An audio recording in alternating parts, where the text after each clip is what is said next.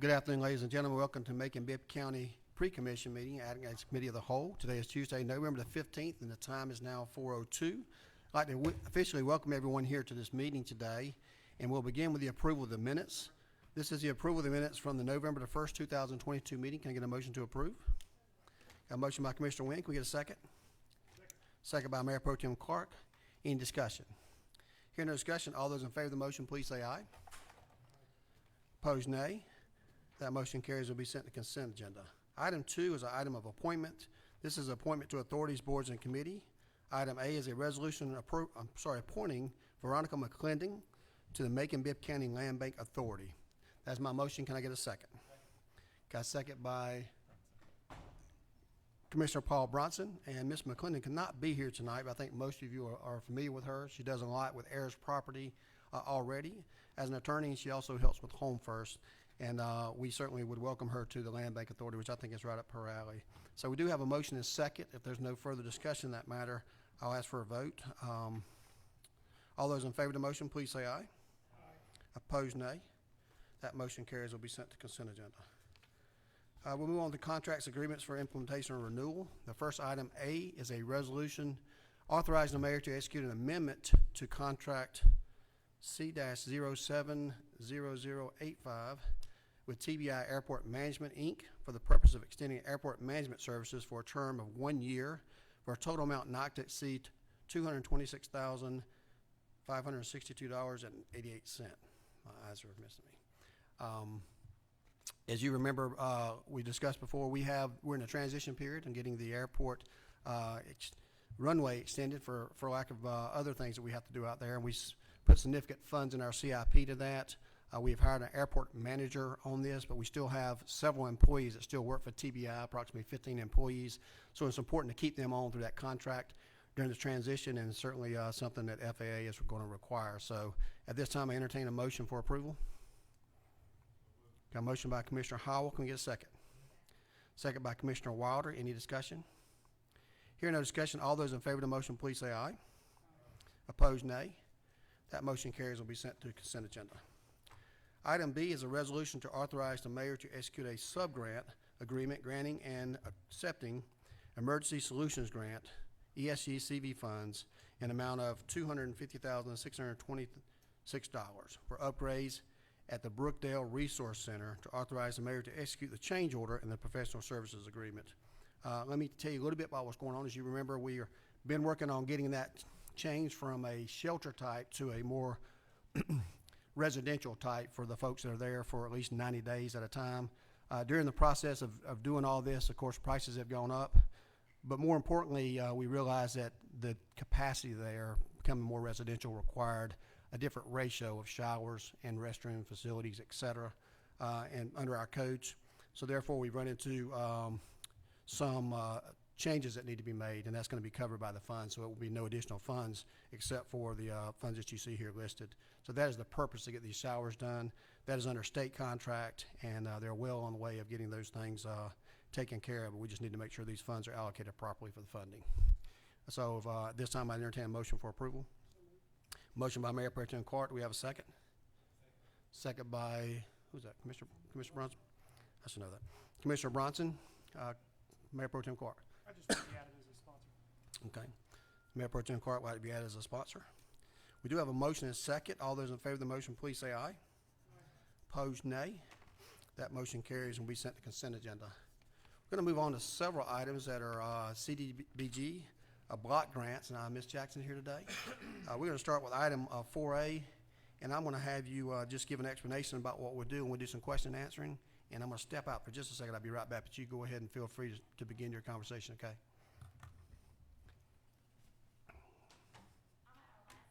Did mention that there were some additional contracts that would be coming before you as a part of our budget that was submitted earlier this year. These are those contracts. So what happens is that with the community development block grant funds, that these are agencies that have applied to us and actually been recommended for funding. Those were presented as a part of our budget earlier this year. Then that was actually submitted to the Department of Housing and Urban Development, and we have received our grant agreement from them. So this is the contract that's coming back before you at this time.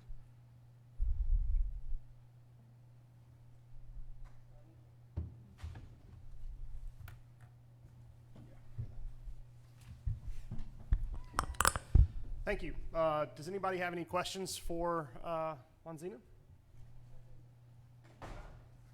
Right in time.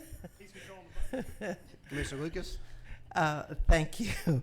I wanted to ask about the monitoring.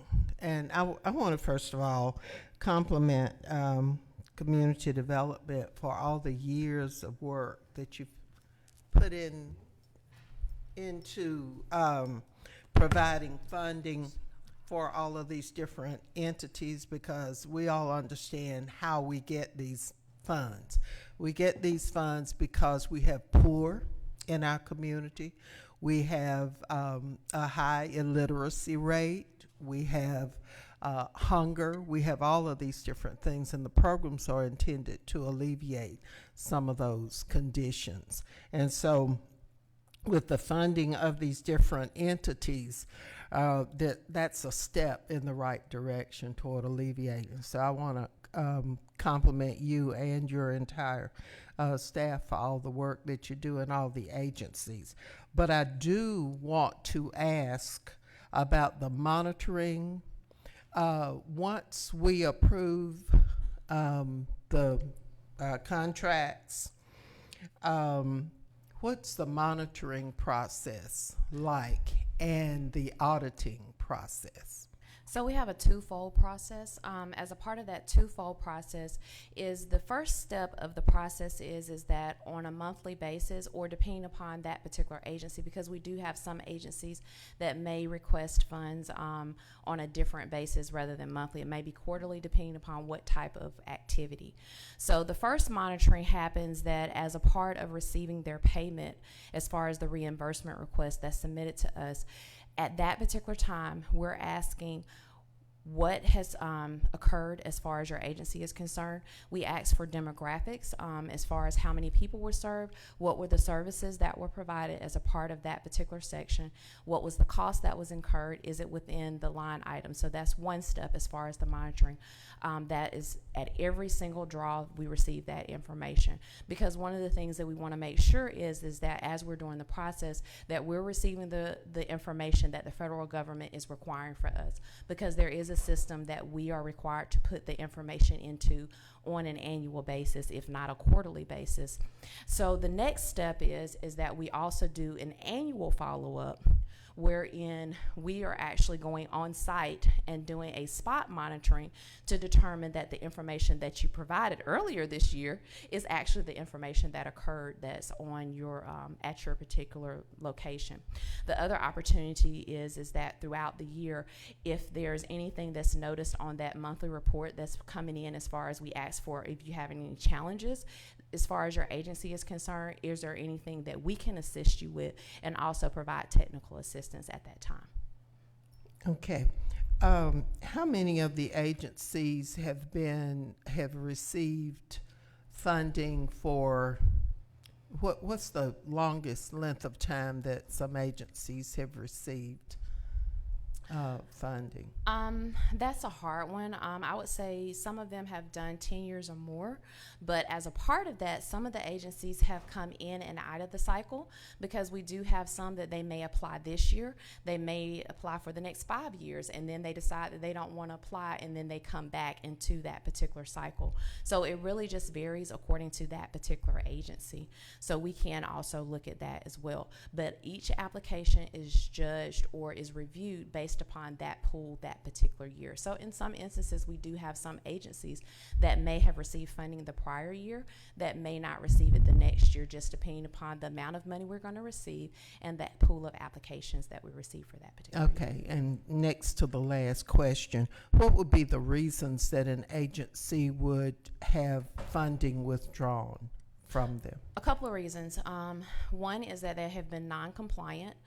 with regards to submitting those monthly requests, as far as who you're serving, the documentation that's required by as a part of the Department of Housing and Urban Development. The other reason is, as far as funds being withdrawn, is that we do have some agencies that decide that they no longer want to be a part of the program, that they're not willing to comply with what is being required of them. The other thing is that in the application process that agencies can be denied for, we don't have enough funds to actually fund the program. But a lot of the applications is based upon not actually having all of the criteria that we're requesting. And in some instances, and I hate to bring this up, but it's really true, that in some instances we get applications that don't have budgets that are included, or even tell us what the amount of the request is that they're asking for. Okay. All right. And the final question, as far as audits, are all of the agencies required to have an audit? We ask that the agencies provide us an audit as a part of their agency. However, depending upon the dollar amount that agency actually receives, sometimes it's not an audit per se, it's actually a review of their financial statements. Yeah. So it depends upon the agency as to what the documentation is that will be required for us. Okay, what is your threshold where an audit is required? Most of the times the threshold, I want to say, is $150,000, but I could be wrong on that. It's going to be according to total. It would be according to the IRS and everything else that we will ask for that particular part. But what I'm saying is most of the times that's normally about $150,000 for us. But I would have to look at that. I can't tell you that definitely off the top of my head. I apologize. Okay. I'm going to vote to approve these because y'all have gone through all of the steps, and these agencies have as well. But I'm going to request a copy to see the audit on a couple of agencies. Well, one in particular. And thank you for your responses to that. I think it's really, really important that we make sure that all agencies are doing what they say they're going to be doing. I received a call not too long ago from a lady who said that she had made multiple requests of an agency to have some work done on the family home where there's an elderly relative there, and she had been denied. And as a matter of fact, when she continued to call, she was rudely told, "I'm tired of you calling us." And when the person said, "Well, I've talked with Commissioner Lucas about it," she was told that they didn't care who she talked to, that they were tired of talking to her. And so upon checking into it, this lady was accurate in what she was saying. And so I think I'm going to make that information available to the appropriate people so that we can double check and make sure that nobody is ever told that they're tired of being talked to or they're tired of getting calls, because people don't say they're tired when they come to request these funds and promise that they're going to do certain things. And so I guess we have to make sure that it's done. So I'm going to be asking for a copy of the audit and any other evaluation materials or results that you have on a particular agency. But thank you for indulging me and asking those questions. Thank you, Commissioner Lucas. Commissioner Wynn? Are we on here? I told the mayor that I said, "Why are we starting our pre-commission earlier?" He says, "Because we always ask so many questions about your programs." And I promised him I wouldn't do that, but I had a couple of things to follow up on. Commissioner Lucas said she basically asked the things I wanted to know. But when you do an audit, does your staff do the audit if it's not audited from outside? That's one question. And do you have people that go, the same people that go to various agencies for assistance, or is it overlapping, as far as that? Do you keep up with that? I'd like to see the the wealth of this spread to as many people as possible. And I hate to think that one's going to one agency to the next agency, the next agency. But do you keep up with that? Do you track that? Oh, and by the way, before you answer, I appreciate all you do. Thank you so much. I told her before we started, I'm sorry to ask so many questions, but she's the good person to ask. With regards to that particular piece, and please correct me if I'm wrong. So the first thing that you asked about with regards to the audit process and who actually does that, we have individuals in our office that do an audit with regards to the agencies. That encompasses two different things. It's actually a programmatic audit as well as a financial audit. The other thing is that if the agency is also selected, that sometimes that information is also done by a private auditor, but from time to time we are also monitored by the Department of Housing and Urban Development. But it depends upon if there's additional information that they're requesting. The second part to that question was in regards to, do we see that sometimes individuals may use more than one service? Right. And in those situations, there is that situation from time to time. However, the majority of them, that it just really depends upon what the service is. As to, we don't see that on a regular basis as far as the same exact individuals. But again, just because it may not be that they're tapping into community development block grant funds, it could be another funding source through that agency, and we're just not aware of it. Okay. So, and everything that we do, because we're doing federal funds, even though we receive the information, there is somewhat of confidentiality. So some information is redacted because that's considered to be personal identifying information, especially in those situations where the service is being provided by an agency that is actually trying to protect those individuals that are receiving the service. So you don't necessarily share the information on your the people that receive help between agencies, not always. No, Okay. it depends upon the agency and in the actual service. What we do is, so if it's something for on certain sides, they refer amongst each other, but it may not be that they're actually providing that particular information unless that client has given permission to actually provide their information. Even some of our agencies, they do everything according to actual numbers. So we may not have that particular person's name, but we have all the demographics. We have enough identifying information that we can tell if it's the same client here, that's another client in another agency. Yeah, that's what I was wondering, if your demographics could show that. But I do want to see the audit too, as Commissioner Lucas has requested, to see how these agencies are doing. And Ms. Jackson, thank you again for all you do. Thank you for answering my questions. And Mr. Mayor, that's all. Thank you, Commissioner Wynn. This time I'd entertain a motion for approval. A motion by Mayor Pro Tem Clark. Can we get a second? Second by Commissioner Jones. Any further discussion? Hearing no discussion, all those in favor of the motion, please say aye. Opposed, nay. That motion carries unanimously to be sent to the consent agenda.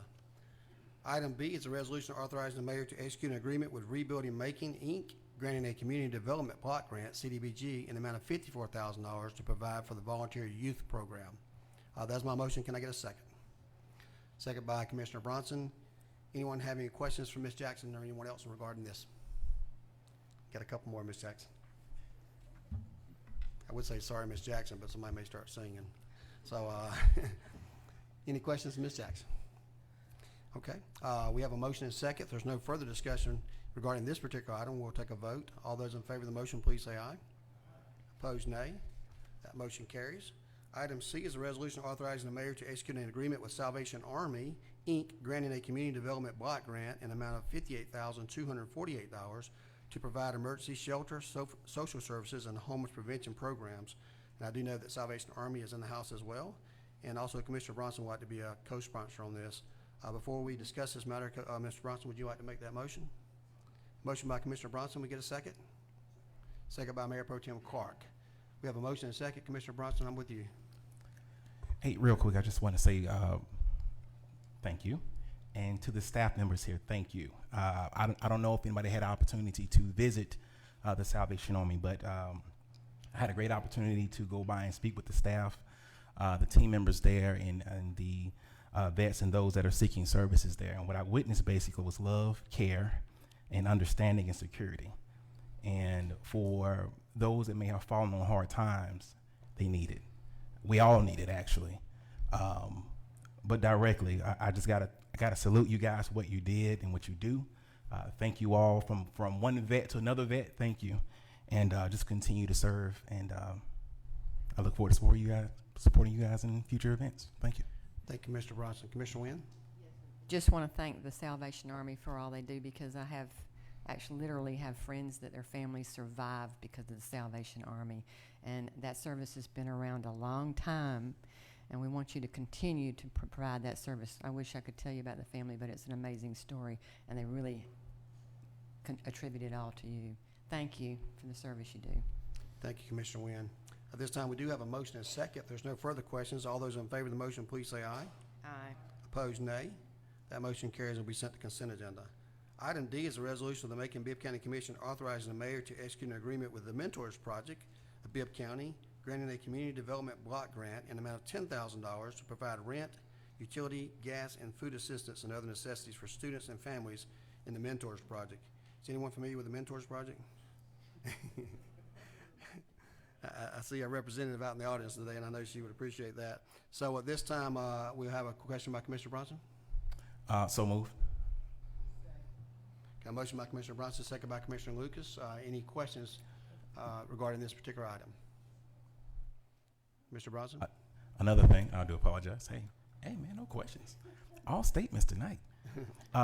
Mentors Project, had a great opportunity too with them as well. I volunteered with Ms. June O'Neill some years back, and just been amazed at the work that she is doing.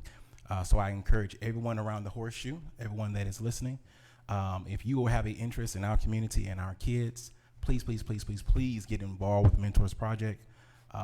They're in need of mentors, and we have a youth that needs us. So once again, thank you, Ms. June O'Neill, for everything you do, and we look forward to continuing to support you as well. Thank you, Commissioner Bronson, and thank you for Ms. O'Neill for being here tonight. At this time, we'd call for a vote. All those in favor of the motion, please say aye. Opposed, nay. That motion carries and will be sent to consent agenda. Item E is a resolution authorizing the acceptance of a fiscal year 23 juvenile prevention and intervention grant from the Criminal Justice Coordinating Council in an amount of $34,503 with no local match required to fund 50% of a therapist's salary, benefits, and supplies for the PACE Center for Girls. Mayor Pro Tem Clark, would you like to say something regarding this item? Yes, I'd like to. My wife runs the PACE Center for Girls, so I'd like to respectfully abstain from this vote. Thank you, Mayor Pro Tem Clark. At this time, I'd entertain a motion for approval from the other members. A motion by Commissioner Jones. Do we have a second? Second by Commissioner Bronson. Any discussion? Hearing no discussion, all those in favor of the motion, please say aye. Opposed, nay. That motion carries unanimously. Be sent to the consent agenda. Yes, ma'am. About the other half, I meant to ask that, the other 50%, is the funding already? I think this is the 50% remaining of whatever funds they already have. I know there's no local match required from us. I'm not sure where those funds come from, but that's, I'd be interested, because that would be either they're doing halftime or, but that's, I'm sure there's another, the other money is there from another source, but I'll find out what source that is, but Okay. I know it's another source. Thanks. I will say that I attended a meeting with the PACE group this last week, along with a lot of our local delegation, and they're trying to get some funding from the state. It's incredible the amount of money that Florida spends with their PACE Center for Girls, and Georgia does not spend on a state level, very small amount, and they have seen about a 60% reduction in interactions with the court systems for the girls in Florida under that system. So certainly, Yeah. I hope we continue to fund that at the state level, but I know this is our small part of going through this process, and I'm certainly in favor of it. So we do have a motion and a second. If there's no further questions, we'll take a vote. All those in favor of the motion, please say aye. Aye. Opposed, nay. And we have one abstention from Mr. Mayor Pro Tem Clark. We have a Title VI compliance, a resolution adopting the Title VI compliance policy and plan, and I'll have our attorney speak about that. Thank you, Mr. Mayor. So we were contacted by GDOT a few months ago, just saying that they had Because they receive federal funding and they pass the federal funding down to us to spend for road improvement projects, and particularly the Bass Road widening project. There are federal compliance requirements showing that we're complying with Title VI of the Civil Rights Act, which is the provision of the Civil Rights Act that says that in administering federal programs, we're not discriminating. And basically the reason that they contacted us was to say that they had some new forms that they had updated for their Title VI compliance practices that we need to incorporate into our Title VI policy. So this is an update to our plan, but the only real update is that we're incorporating the new GDOT forms into our policy so that we can continue to receive state and federal funding for our road widening project. Okay. You heard the explanation from our attorney. At this time, I'd like to make a motion for approval. Do we have a second? Second by Commissioner Jones. Any further discussion? Hearing no discussion, all those in favor of the motion, please say aye. Opposed, nay. That motion carries. Will be sent to consent agenda. Commissioners, we do have just a brief item to discuss in executive session. Do not expect very long at all. Do not anticipate that, but this is for the purpose of consulting with the county attorney or other legal counsel to discuss pending or potential litigation, settlement claims, administrative proceedings, or other judicial actions brought or be brought against Macon-Bibb County or any other officer or employee, and all other conditions provided by law. Can we get a motion to go into executive session? Motion by Mayor Pro Tem Clark. We have a second. Second by Commissioner Jones. All those in favor of the motion, please say aye. Opposed, nay. We're now in executive session.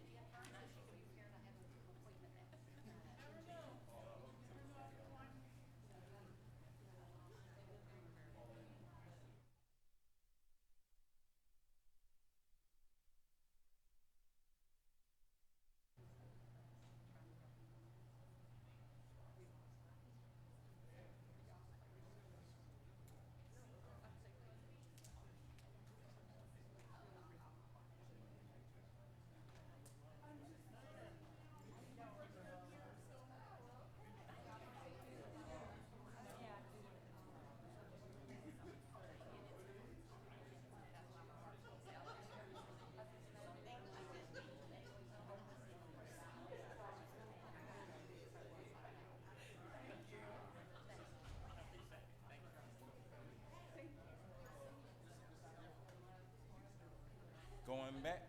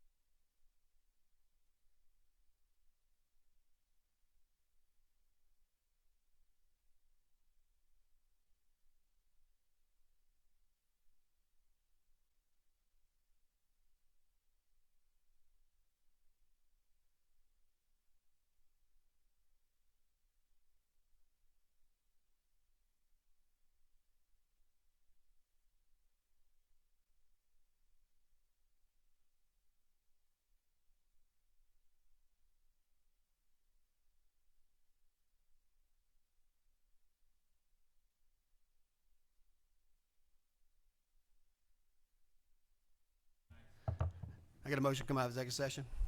Motion by Commissioner Bronson. We get a second. Second by Commissioner Wilder. All those in favor, please say aye. We're now in executive session. This meeting is hereby adjourned, and we'll reconvene at 6 o'clock for our regularly scheduled meeting. So